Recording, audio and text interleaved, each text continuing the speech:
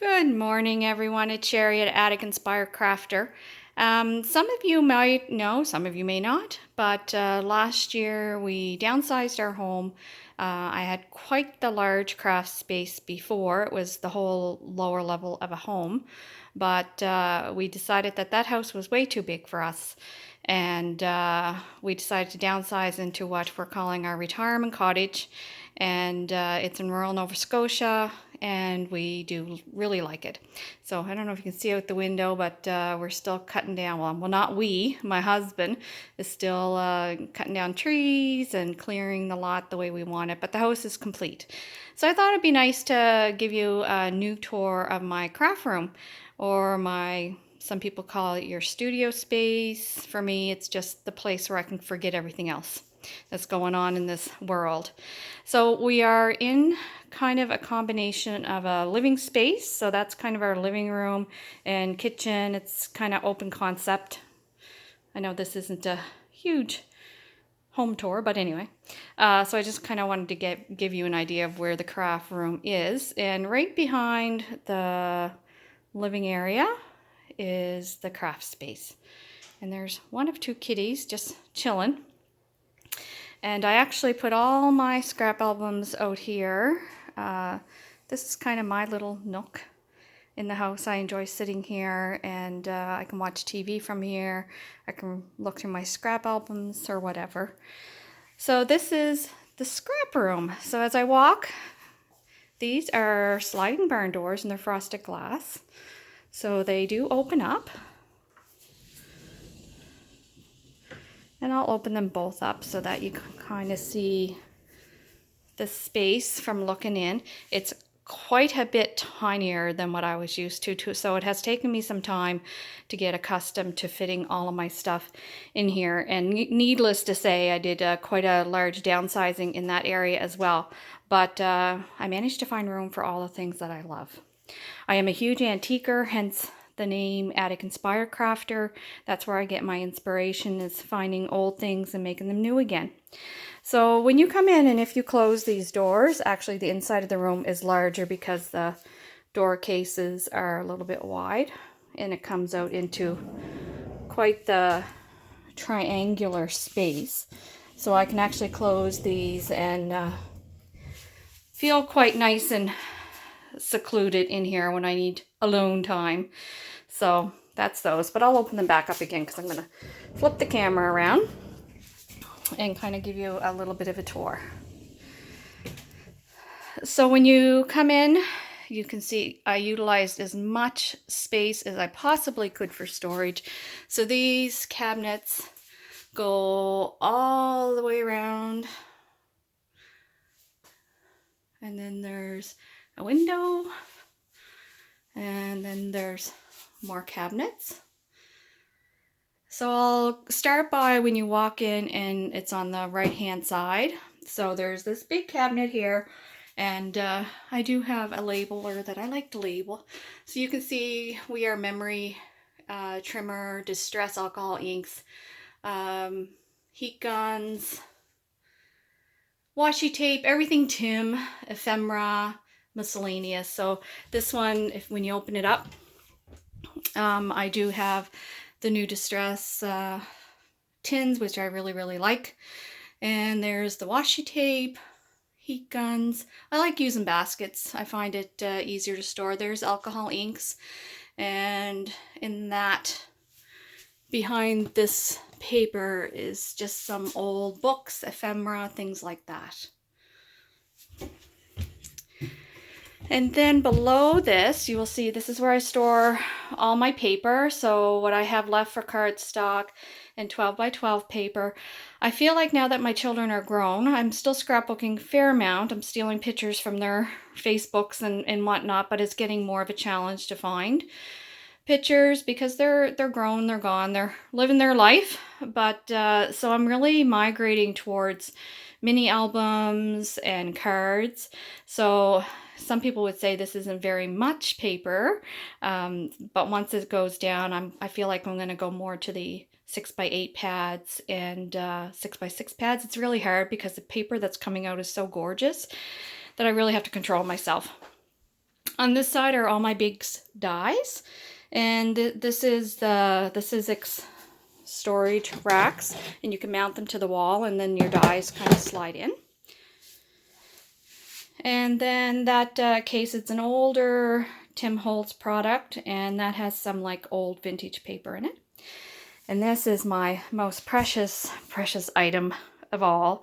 I found this. It's a stackable 3 drawers, so each 3 drawers stack on top of the next 3 drawers. It was like old banker style drawers.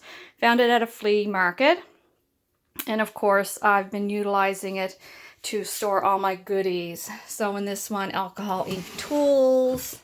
I won't open them all, but just to give you an idea, distress tools. This one has twine, so all my twine. Let me find you some pretty ones. Tim Holtz trinkets. Again, more Tim items. Tim ephemera. Does anybody realize I really like Tim Holtz and what he does? Random ephemera, embossing tools, embossing powders, perfect pearls, grunge, sequins. This is a pretty drawer. So all my sequins. Markers, liquid pearls, and then there's actually a few empty drawers on the bottom. Imagine that. So that's kind of that side of the wall. And then the window, well, it's just the window with some items that created over the years. And I have this tin, I found this tin container. I'm not sure what to do with it yet, but I'm sure I'll find something for it. And then when you swing over to this side of the wall, I'll show you what's inside the drawers up above, but I'll show you what's in this banquet of drawers on the bottom first. So the counter space, there's my little sewing machine. On the side is some extra stuff for albums and things like that. So the top drawer are stencils and chipboard. And this is what's left over from one of those huge rolls of tape, but all my stencils and chipboards are in there. I really have to give a shout out to a designer that I have been watching, obsessed with, because I love also mixed media, is Sean Petite. Anybody who does not follow her, you really should if you enjoy mixed media. She has beautiful stencils, and I just got these not too long ago.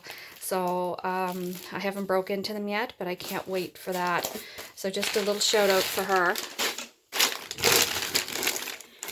The next drawer is miscellaneous ink. So all my distress inks and alcohol inks are in the counter or the cupboard I showed you before.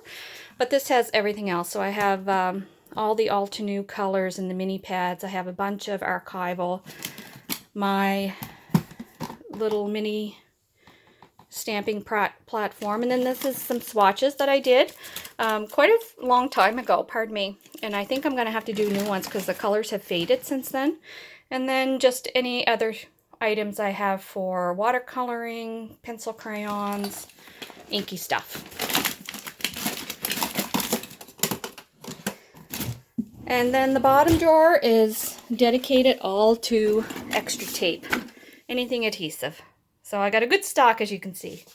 This little tag booklet here was one that I had the privilege of attending a class, in-person class with Tim Holtz once in Quebec at Magenta Style Stamps. And this was the project that we went home with. It was a technique class, so that was really cool.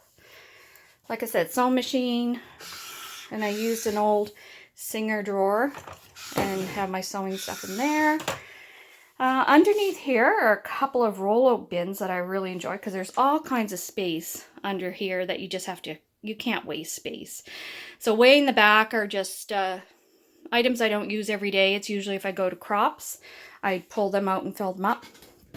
But these little handy, and this one's a narrow one. This is kind of my mixed media cart. So it has Vicky Bouton stuff on top. It has Tim Holtz distress paints and sprays, and then other paints and sprays and texture pastes on the bottom. I think I'm going to outgrow this cart very quickly. It's brand new, but it's already filled. And then this cart, if I pull it out, on the bottom is all the punches, my Big Shot, and then the top I just use it for my trimmer and some upcoming projects that I'm going to work on. And then on this side, on the lower side, is my workstation. So I have like this station that I can stand up and work, and then I have this one where I can sit and work. We use it as our computer desk as well. And it has a large drawer that pulls out. And then these ones, I tend to keep all my hands-on stuff that I use all the time. So the top drawer is like the adhesives that I use. The middle drawer is kind of all my tools that I need on hand. And the bottom one is a little bit of a mixture of stamping inks, some brushes, and things like that. So now the top. Well, maybe I'll do the top of the counter. So I showed you over in the sewing section, and then the Gemini's there, and in the far corner are all my 8.5 by 11 sheet papers, and I've organized them in these little folders. And then this little basket has already pre-cut things ready to go to craft, like card fronts, shaker panels, UP paper, watercoloring paper, distress paper, and it's all cut into card shape sizes, so ready to craft. And then this section has my media mat, these cute little whale mugs that I got from a local home decor shop, and just some little shelves. So above my workstation, you will see a basket that's dedicated all to Vicki Boutin. Vicki Boutin is kind of spread out in my craft space because she has so much products and I love them all. She actually has her own paper carton right there as well. So there's all of her products, and when I open the door, this is kind of the stamping station. And I'll back up a little bit to see if I can get it in full picture. So there's like Tim Holtz stamps, heartfelt stamps, Vicki Boutin stamps. And then the middle section are just kind of all kinds of different designers, but I organized them according to backgrounds, if you can color with them, odds and ends, and sentiments. And then up above are just some display of some of the older mounted wood stamps that I purchased over the years that I just like and couldn't part with. At the very top is an old card rack, and if I choose to ever attend craft sales, I'll have that to display. That old cupboard panel up there, possibilities, is actually shown in a blog post. That was something that I created. And then at the very top, there's a picture of me and Tim Holtz during that session. There's an old stamping tray, and then just some stuff that I like to store up there. In this corner shelf are all my extra specialty paper, label, photo printer, sewing kit, sidekick. So it's kind of a mismatch of stuff that I don't use all the time, but it's easy accessible. And most things are in baskets or bins in this particular, because corner cupboards are a little bit challenged to work out of on a regular basis. And then over in this cupboard space are smaller paper pads, embellishments, books, everything die cut, embossing folders, small stencils. So again, I like to use these refrigerator trays, these clear ones. I use 2 different sizes, and Jennifer McGuire was the inspiration behind that kind of storage system, so please go ahead and look at her post for that. So in here are all my thinlit dies. So like these house all those, and I got them separated into different categories. And then my 6x6 paper, these embellishments actually go with different paper lines, so I kept them in here for now. I have a section dedicated just for Christmas. And then up top are some books and things that I like to keep on hand. And at the very last cupboard, there are my cards and envelopes and more odds and ends. So the top shelf are some spray adhesives, some fixidants, some extra tins that I'm currently not using. On the middle shelf is a punch system, and the bottom one is a crate that houses all my envelopes.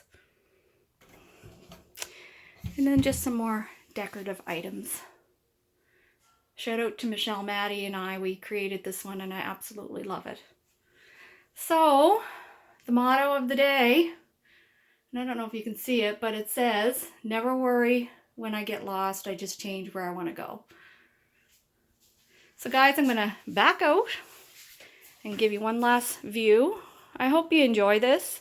I know that I do enjoy seeing what other people have for craft space, and it doesn't have to be fancy. It doesn't have to be organized anywhere near. I kind of have a little bit of a fetish with organizing things. I get joy out of that. But as long as your space makes you happy, that's all that matters.